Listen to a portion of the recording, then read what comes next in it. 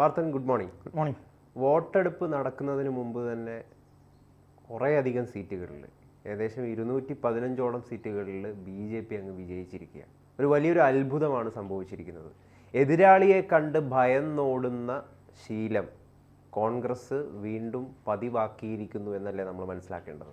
തീർച്ചയായിട്ടും. അതായത് ഗുജറാത്തിൽ BJP തീക്കാറ്റ് എന്നൊക്കെ നമ്മൾ പറയില്ലേ, BJPയെ തൊടാനാവാത്ത അല്ലെങ്കിൽ BJP ഇന്ത്യയിൽ ഏറ്റവും ശക്തമായ സംസ്ഥാനം ഏതാണ് എന്ന് ചോദിച്ചാൽ അത് ഗുജറാത്ത് എന്ന് തന്നെ പറയാം. അതായത് നരേന്ദ്രമോദി അവിടെ പാകി വെച്ചിട്ടുള്ള ഒരു അടിത്തറയുണ്ട്. ആ അടിത്തറയെ നശിപ്പിക്കാൻ ഇതുവരെ കോൺഗ്രസിനോ ഇന്ത്യ മുന്നണിയിലെ മറ്റ് ഏതെങ്കിലും കക്ഷികൾക്കോ നടന്നിട്ടില്ല എന്നുള്ളതാണ്. കാരണം ഈ മുള്ളുമുരിക്ക് മൂർഖൻ പാമ്പുകളെല്ലാം ഒരുമിച്ച് നിന്നുകൊണ്ട് BJPക്കെതിരായിക്കൊണ്ട് വളരെ സ്ട്രോങ് ആയ ഒരു ഫൈറ്റ് പലതവണ അവിടെ കാഴ്ചവെച്ചു. AAP സപ്പോർട്ട് കൊടുത്തു, കോൺഗ്രസിനൊപ്പം AAP, CPM പറയുന്ന പോലെ CPI ഒന്നും അവിടെ ഇല്ലെങ്കിൽ പോലും അവരൊക്കെ സപ്പോർട്ട് കൊടുത്തുകൊണ്ട് വലിയ ഇലക്ഷനെ ഒരുമിച്ച് നിന്ന് ഗുജറാത്തിൽ നേരിട്ടിട്ട് പോലും ഗുജറാത്തിൽ BJPയെ വീഴ്ത്താനോ അല്ലെങ്കിൽ അടിപതർപ്പിക്കാനോ അവർക്ക് സാധിച്ചിട്ടില്ല. അല്ലെങ്കിൽ BJP എന്ന് പറയുന്ന ഒരു വൻ വൃക്ഷം അവിടെ തകർന്നു വീണിട്ടില്ല എന്നുള്ളതാണ് യാഥാർത്ഥ്യം. ഇപ്പോൾ തദ്ദേശ സ്വയംഭരണ സ്ഥാപനങ്ങളിലേക്കുള്ള തെരഞ്ഞെടുപ്പ് നടന്നു വരിക. ആ ഇലക്ഷനുമായി ബന്ധപ്പെട്ടാണ് ഇപ്പോൾ പുതിയ ചില വിവരങ്ങൾ പുറത്തു വരുന്നത്. അതായത് ആ ഇലക്ഷനുമായി ബന്ധപ്പെട്ട് അതിലെ ഭൂരിഭാഗം സീറ്റുകളിലും BJP എതിരില്ലാതെ തിരഞ്ഞെടുക്കപ്പെട്ടിരിക്കുന്നു എന്നുള്ളവരാണ്. കാരണം അവിടെ നമ്മൾ വിചാരിക്കും ഈ എതിരില്ലാതെ തിരഞ്ഞെടുക്കപ്പെട്ടു എന്ന് പറയുമ്പോൾ അവിടെ എന്താ മത്സരിക്കാൻ കോൺഗ്രസിൻ്റെ പ്രവർത്തകരില്ലേ, മറ്റാളുകളില്ലേ എന്നൊക്കെ ചോദിക്കുന്ന രീതിയിലേക്ക് നമ്മൾ പോകും. പക്ഷേ യാഥാർത്ഥ്യത്തിൽ ഗുജറാത്തിലെ കോൺഗ്രസ് വലിയ നാശത്തിൻ്റെ വക്കിലേക്ക് എത്തിയിരിക്കുന്നു എന്ന് പറയേണ്ടി വരും. തന്നെ ഇല്ലാതാവുന്ന ഒരു അവസ്ഥയിലാണ് ഗുജറാത്തിലെ കാര്യം എന്ന് പറയുന്നത്. യഥാർത്ഥത്തിൽ അതാണ്. കാരണം കഴിഞ്ഞ ഇലക്ഷനോടുകൂടി പല സ്ഥലങ്ങളിലും ഒരുപാട് മുസ്ലിം ഭൂരിപക്ഷമുള്ള അല്ലെങ്കിൽ മുസ്ലിങ്ങൾ വലിയ സ്വാധീനമായിട്ടുള്ള പല മേഖലകളും ഉണ്ട് ഇലക്ടറേറ്റിൽ.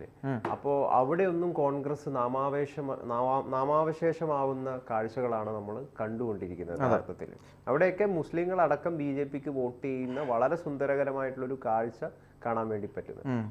അല്ല, ഇത് ഗുജറാത്തിലെ മുസ്ലിങ്ങൾ എന്തുകൊണ്ടാണ് BJPക്ക് വോട്ട് ചെയ്യുന്നത് എന്ന് ചിന്തിച്ചാൽ മതി. കാരണം അവിടെ ഈ വ്യാപാര സംസ്കാരത്തിന് ഏറ്റവും കൂടുതൽ പ്രാധാന്യമുള്ള ഒരു സംസ്ഥാനമാണ് ഗുജറാത്ത് എന്ന് പറയുന്നത്. നമുക്കറിയാമല്ലോ, അവിടുത്തെ ഇപ്പം കോഴിക്കോടൊക്കെ പോയി കഴിഞ്ഞാൽ അവിടുത്തെ ഗുജറാത്തി സ്ട്രീറ്റുകളിലൂടെ നടക്കുന്ന സമയത്ത് നമുക്ക് അവിടുത്തെ ഒരു സംസ്കാരത്തെ നമുക്ക് അനുഭവിച്ചറിയാൻ കഴിയും. അപ്പോൾ അവർക്ക് അവരുടെ ജീവിത നിലവാരം മെച്ചപ്പെടുത്തുന്നതിന് ആവശ്യമായിട്ടുള്ള കാര്യങ്ങൾ എങ്ങനെ മുന്നോട്ട് കൊണ്ടുപോകും, അവർക്ക് ലാഭകരമാണെങ്കിൽ അവർ കുത്തും. അതെ, കുത്തും. അതാണ് യഥാർത്ഥത്തിൽ ഗുജറാത്തിലെ ഒരു ജനതയുടെ ഒരു കാഴ്ചപ്പാട് എന്ന് പറയുന്നത്. BJP അവിടെ എന്ത് സൃഷ്ടിച്ചു എന്ന ഒരു ചോദ്യം ഉണ്ടായിരുന്നു ഗുജറാത്ത് മോഡൽ വികസനത്തെയൊക്കെ പരിഹസിച്ചിരുന്ന ആളുകൾക്ക്. പക്ഷേ ഇപ്പോൾ വലിയ കാര്യങ്ങളൊന്നും പറയാനില്ല. കാരണം എങ്ങനെ ഗുജറാത്ത് വികസിച്ചോ അതേപോലെ തന്നെ ഇന്ത്യയിലെ പല സംസ്ഥാനങ്ങളും വികസിക്കാൻ തുടങ്ങിയപ്പോൾ ഒന്നും പറയാനില്ലാത്തൊരവസ്ഥയിലേക്ക് പോയി. ഇവിടെ 4 വരി പാത, 8 വരി പാത എന്നൊക്കെ നമ്മൾ സ്വപ്നം കണ്ടിരുന്ന കാലത്ത് ഗുജറാത്തിൽ അത് വന്നിട്ടുണ്ടായിരുന്നു.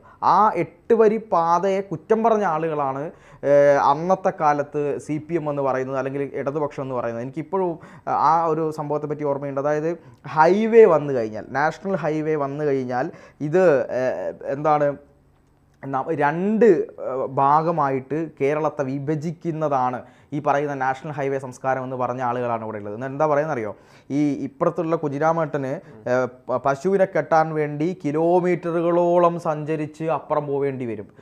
അപ്പുറത്തുനിന്ന് ഇപ്പുറത്തേക്ക് കടക്കാൻ പറ്റാത്ത അവസ്ഥയുണ്ടാകും. വിഭജനത്തിൻ്റെ രാഷ്ട്രീയമാണ് ഹൈവേ എന്ന് പറഞ്ഞ ആളുകളുണ്ടായിരുന്നു. ഒരു പ്രധാനപ്പെട്ട മാധ്യമപ്രവർത്തകൻ ഈ അടുത്ത് ഒരു ചാനലിൽ ഇരുന്ന് പറഞ്ഞത്, അദ്ദേഹത്തിൻ്റെ വിദ്യാർത്ഥി രാഷ്ട്രീയ കാലഘട്ടത്തിൽ അദ്ദേഹം SFIയുടെ സജീവ പ്രവർത്തകനായിരുന്നു. ആ സമയത്ത് നാഷണൽ ഹൈവേ വികസനത്തിനെതിരായിക്കൊണ്ട് മുന്നിൽ പോയി കൊടിയും പിടിച്ച് നിന്നിരുന്നു ഞാൻ. പക്ഷേ ഇന്ന് അദ്ദേഹം ഇപ്പോൾ പ്രമുഖ ചാനലിൽ നിന്ന് രാജിവെച്ചോ? അല്ല, ആ പ്രമുഖ ചാനലിൽ ഇപ്പോൾ അദ്ദേഹം ഇല്ല. ഇപ്പം വേറൊരു പ്രമുഖ ചാനലിലാണുള്ളത്. അദ്ദേഹം കോഴിക്കോട് നിന്ന് കണ്ണൂരേക്ക് പോയിക്കൊണ്ടിരിക്കുന്ന സമയത്താണ് യഥാർത്ഥത്തിൽ ഗതാഗതത്തിൻ്റെ വില എന്താണ് എന്ന് ഞാൻ അറിഞ്ഞത്. കാരണം മണിക്കൂറുകളോളം അവിടെ കുടുങ്ങിക്കിടക്കുന്ന ഒരു അവസ്ഥയിലേക്ക് അദ്ദേഹം പോയി എന്ന് അദ്ദേഹം പറയുന്നുണ്ട്. എന്നിട്ട് പറഞ്ഞു, അന്നത്തെ കാലഘട്ടത്തിൽ ഈ ഹൈവേ വേണ്ട എന്ന നിലപാടായിരുന്നു എടുത്തതെങ്കിൽ ഗുജറാത്തിൻ്റെ ഒരു വികസന കാഴ്ചപ്പാടൊക്കെ പറയുമ്പോൾ അത് ബൂർഷ്വ കാഴ്ചപ്പാടിൻ്റെ വികസനം, ബൂർഷകളുടെ വികസനം കേരളത്തിലേക്ക് കൊണ്ടുവരാൻ ശ്രമിക്കുന്നു എന്ന്, അതായത് തൊഴിൽ തിന്നുന്ന ഭഗൻ എന്ന് കമ്പ്യൂട്ടറിനെതിരെ പറഞ്ഞ ഒരു സംസ്കാരം ഉണ്ടായിരുന്നു അവിടെ, അതിൻ്റെ വേറൊരു വേർഷനായിരുന്നു അത്. അപ്പോൾ ആ രീതിയിൽ പറഞ്ഞിരുന്നിടത്ത് ഇപ്പോൾ കേരളത്തിൽ മൊത്തം എങ്ങനെയാണ് വികസിക്കുന്നത് നമുക്ക് കാണാൻ കഴിയും. അതിൻ്റെ വലിയൊരു അതിൻ്റെ വലിയൊരു സാധ്യത, അല്ലെങ്കിൽ അതിന് വലിയൊരു സഹായം നൽകിയത്, അതിൻ്റെ പ്ലാൻ ഉണ്ടാക്കിയത് നരേന്ദ്രമോദി വന്നതിന് ശേഷമാണ്. ഇത് തന്നെയാണ് ഗുജറാത്ത് സംഭവിച്ചത്. ഗുജറാത്തിൽ ഈ കാവേരി പദ്ധതിയുമായി ബന്ധപ്പെട്ട് അവിടുത്തെ അവിടുത്തെ പല ജലസംബന്ധമായ വിഷയങ്ങൾ അവർക്ക് പരിഹരിക്കാൻ വേണ്ടി സാധിച്ചു. ശുദ്ധജലം എത്തിക്കാൻ വേണ്ടിയിട്ട് അവർക്ക് സാധിച്ചു. ഏറ്റവും കൂടുതലായിട്ട് അവിടെ കേട്ടൊരു വിമർശനം എന്ന് പറയുന്നത് 2 തട്ടിലുള്ള ജനം, ഈ പറയില്ല നമ്മൾ ധനികർ, ഇടത്തട്ട് മിഡിൽ ക്ലാസ്, അതിദരിദ്രർ. ഗുജറാത്തിൽ ഈ ധനികരും അതിദരിദ്രരും മാത്രമാണുള്ളത്, മിഡിൽ ക്ലാസ് ഇല്ല എന്ന് പറയുന്നു. കാരണം ഒന്നുകിൽ വലിയ ദരിദ്രർ അല്ലെങ്കിൽ തീരെ ഇല്ലാത്ത ആളുകൾ. പക്ഷേ BJPയുടെ കഴിഞ്ഞ ഒരു 7 വർഷത്തെ ഭരണത്തിനിടയ്ക്ക് മിഡിൽ ക്ലാസ്സിനെ വല്ലാതെ ഉയർത്താൻ അവിടെ BJPക്ക് സാധിച്ചു എന്നുള്ളതാണ്. കാരണം അതിദരിദ്രർ മിഡിൽ ക്ലാസ്സിലേക്ക് ഉയരുന്നു. അത് ഏറ്റവും വലിയ കാര്യമാണ്. ഒരു രാജ്യത്തിൻ്റെ വികസനത്തെ സംബന്ധിച്ചിടത്തോളം ഏറ്റവും വലിയ കാര്യമാണത്. വ്യാപാരപരമായി നിൽക്കുന്ന ആളുകൾക്ക് കൂടുതൽ മെച്ചപ്പെട്ട സൗകര്യങ്ങൾ ഉണ്ടാകും. അതുകൊണ്ട് തന്നെയാണ് കഴിഞ്ഞ തവണ ഗുജറാത്തിൽ എന്ത് ചെയ്യാൻ സാധിച്ചത്, ഈ പറയുന്ന പോലെ BJPക്ക് അടിച്ച് കോൺഗ്രസിനെ നിലത്തിടാൻ വേണ്ടി സാധിച്ചത്. അതിൻ്റെ കഴിഞ്ഞ ഇലക്ഷൻ ഓർമ്മിക്കുന്നുണ്ടോ ഗൗതം? അന്ന് എനിക്കിപ്പോഴും ഓർമ്മയുണ്ട്, ചാനലിൽ ഇരുന്നു കൊണ്ട് ഈ ഇലക്ഷൻ, അന്ന് ഞാൻ DYFIയിൽ പ്രവർത്തിച്ചുകൊണ്ടിരിക്കുന്ന ഒരു കാലഘട്ടമാണ്, എനിക്കറിയാം. അപ്പോൾ ആ സമയത്ത് നമ്മളൊക്കെ ഇങ്ങനെ വളരെ കൗതുകത്തോടെ ഗുജറാത്തിൽ എന്ത് സംഭവിക്കും, ഗുജറാത്തിൽ ആ നരാധമൻ മോദിയുടെ സർക്കാർ വീഴുമോ എന്നൊക്കെ നോക്കുമ്പോൾ ഈ കോൺഗ്രസ് ഉയർന്നു വരുന്നു, ഗ്രാഫ് താഴെ പോകുന്നു BJPയുടെ. അപ്പോൾ കോൺഗ്രസ് വലിയ രീതിയിൽ ഉയരുമ്പോൾ നമുക്കിങ്ങനെ സന്തോഷം, ഇങ്ങനെ മതേതരത്വം വിജയിക്കാൻ പോകുന്നു. യഥാർത്ഥത്തിൽ ആ സമയത്ത് നമുക്ക് വിവരമില്ല എന്ന് പറയുന്ന ഒരു രീതിയാണല്ലോ. അപ്പോൾ മതേതരത്വം വിജയിക്കാൻ പോകുന്നു എന്ന കാഴ്ചപ്പാടിൻ്റെ പുറത്ത് ഇങ്ങനെ നിൽക്കുമ്പോഴാണ് ആ മുകളിലെത്തിയിട്ട് പോലും അവിടെ BJP ഭരണം പിടിക്കുന്ന ഒരു കാഴ്ച കണ്ടു.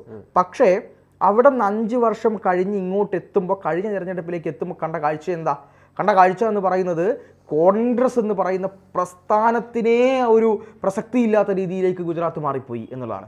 വിജയ് രൂപാണി, അതുപോലെ തന്നെ ആനന്ദീബെൻ പട്ടേൽ, ഇപ്പോൾ അവിടെ ഭരിക്കുന്ന അവിടുത്തെ മുഖ്യമന്ത്രി ഭൂപേന്ദ്ര പട്ടേൽ, ഈ ഭൂപേന്ദ്ര പട്ടേലിൻ്റെ നേതൃത്വത്തിൽ വലിയൊരു വികസനം ഗുജറാത്തിൽ നടക്കുന്നുണ്ട് എന്നുള്ളതാണ്. അതിൻ്റെയൊക്കെ ഒരു ആഫ്റ്റർ എഫക്റ്റ് എല്ലാ രാഷ്ട്രീയ പാർട്ടികളെയും ബാധിച്ചിട്ടുണ്ട്. അതുകൊണ്ട് തന്നെ അവിടെ തദ്ദേശ സ്വയംഭരണ ഇലക്ഷൻ നടക്കുന്ന സമയത്ത് അവിടെ സ്ഥാനാർത്ഥികളെ നിർത്താൻ പോലുമുള്ള രീതിയിലേക്ക് കോൺഗ്രസിനോ അതുപോലെ അവിടെയുള്ള മറ്റു പല പാർട്ടികളും, അവിടെ ആം ആദ്മി പാർട്ടി ഉണ്ട് കേട്ടോ, ആ ആം ആദ്മി പാർട്ടിക്ക് ഉൾപ്പെടെയുള്ള രാഷ്ട്രീയ പാർട്ടികൾക്ക് സാധിക്കുന്നില്ല എന്നുള്ളതാണ് ഇപ്പോഴത്തെ ഒരു ട്രെൻഡ് എന്ന് പറയുന്നത്. അത്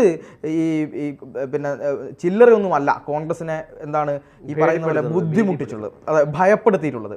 ഈ രാഹുൽ ഗാന്ധി ഇന്ത്യ ഒട്ടാകെ നടന്നിട്ട് വലിയ യാത്രകളൊക്കെ നടത്തി ജനങ്ങളുടെ പ്രശ്നങ്ങൾ പരിഹരിക്കാൻ വേണ്ടി ഇറങ്ങി പുറപ്പെടുന്നു എന്ന് പറയുമ്പോഴും ഈ കോൺഗ്രസിൻ്റെ സംഘടനാ താല്പര്യമുണ്ടല്ലോ, സംഘടനാപരമായ ദൗർബല്യം അല്ലെങ്കിൽ സംഘടനാപരമായ കെട്ടുറപ്പിനെ കൂട്ടിവരാൻ അല്ലെങ്കിൽ അതൊരു മെച്ചപ്പെടുത്തിയെടുക്കാനുള്ള ഒരു സാഹചര്യത്തിലേക്ക് കോൺഗ്രസിനെ എത്തിക്കാൻ രാഹുൽ ഗാന്ധിക്കോ ഇപ്പോഴത്തെ കോൺഗ്രസിൻ്റെ പ്രസിഡന്റായിട്ടുള്ള മല്ലികാർജ്ജുൻ ഖാർഗെക്കോ അല്ലെങ്കിൽ ഗാന്ധി കുടുംബത്തിനോ സാധിച്ചിട്ടില്ല എന്നുള്ളതുമാണ് യാഥാർത്ഥ്യം എന്ന് പറയുന്നത്. ഉള്ളതിൽ നിന്ന് വീണ്ടും മോശമായ ഒരു അവസ്ഥയിലേക്കാണ് അവരുടെ സംഘടനാ സംവിധാനം മാറി തീരുകയും ചെയ്യുന്നത്. 100%. അതാണല്ലോ ഈ കാണിച്ചുകൊണ്ടിരിക്കുന്നത്. അപ്പോൾ അവർ പറയുന്നുണ്ട് ഞങ്ങളുടെ 5 സ്ഥാനാർത്ഥികളെ കാണാനില്ല എന്നൊരു വാർത്ത പറഞ്ഞിട്ടുണ്ട്. ശരി, 5 സ്ഥാനാർത്ഥികളെ കാണാനില്ല, ബാക്കി 247 തദ്ദേശ സ്വയംഭരണ സ്ഥാപനങ്ങളിലേക്കുള്ള സ്ഥാനാർത്ഥികൾ അവിടെ പോയി. ഈ 247 തദ്ദേശ സ്വയംഭരണ സ്ഥാപനങ്ങളിലേക്കുമുള്ള സ്ഥാനാർത്ഥിയെ നിർത്താതിരിക്കാൻ പറ്റില്ലല്ലോ, അവരെ തട്ടിക്കൊണ്ടുപോകാൻ പറ്റുമോ? 215 അല്ലേ? 215. ആ രീതിയിലേക്ക് അവരെ തട്ടിക്കൊണ്ടുപോകാൻ പറ്റില്ല എന്നുള്ളതാണല്ലോ യാഥാർത്ഥ്യം. RSSന്റെ കൃത്യമായ ഇടപെടലും RSSന്റെ അടിത്തട്ട് വർക്ക് നമ്മൾ ഇന്നലെ ചർച്ച ചെയ്തതുപോലെ ഇവരെ നമുക്ക് പുറത്ത് കാണാൻ കഴിയില്ലെങ്കിലും അകത്ത് കളിക്കാൻ RSSന് അറിയാം. ഏത് നിലയ്ക്ക് നിർത്തണമെന്നുള്ളതും എങ്ങനെ പോകണമെന്നുള്ളതും RSSന് അറിയാം. ചവിട്ടേണ്ടിടത്ത് ചവിട്ടാനും അറിയാം, പൊന്തിക്കേണ്ടിടത്ത് പൊന്തിക്കാനും അറിയാം. എല്ലാത്തിൻ്റെയും പിന്നിൽ ഈ പറയുന്ന RSS എന്ന് പറയുന്നൊരു വലിയ പ്രസ്ഥാനമുണ്ട് എന്നുള്ളതാണ് ഇപ്പം നമ്മൾ ഇന്ത്യയിൽ കണ്ടുവരുന്ന ഒരു കാഴ്ച.